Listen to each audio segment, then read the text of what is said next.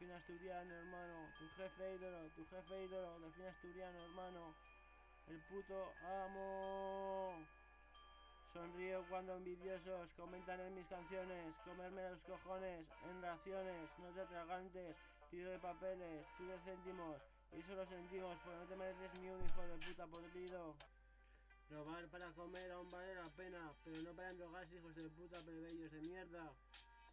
Delfín Asturiano, hermano, tu jefe ídolo, así lo hacemos, lo logramos, Zaragoza represento, sobre todo San José, donde tengo mi pose y mi caché, saludos a Lisen, saludos al Perica y a su mujer Rocío, y a mucha más gente que son gentuza, según tú, para mí son de la nobleza, incluso de la realeza.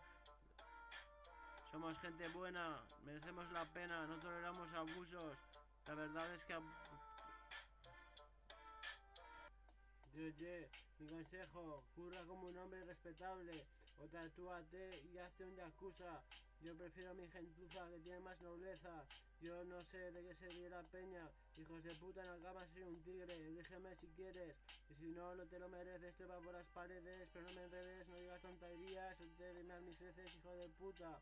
Aquí está la hipocresía de la gente, que da por la cara te piden fotos, autógrafos y por detrás tiran mongo. Y si has de robar algo, roba algo importante como un banco, no un supermercado, capullo de mierda aislado. Mira cómo mi rap es bueno, sale de la cloaca, que es la Moncloa, así lo hago, así lo valgo, narciso, así de preciso aviso. Ahora hago mis letras, mis anotaciones, para hacer canciones de puta madre, mis videoclips ahí andan. Tampoco son los mejores del mundo, pero me aseguro que están de puta madre y estoy bien duro a los hijos de puta que vengan de Macas.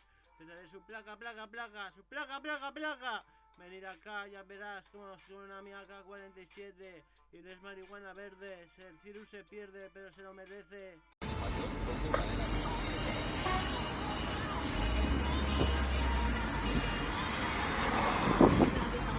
Yeah.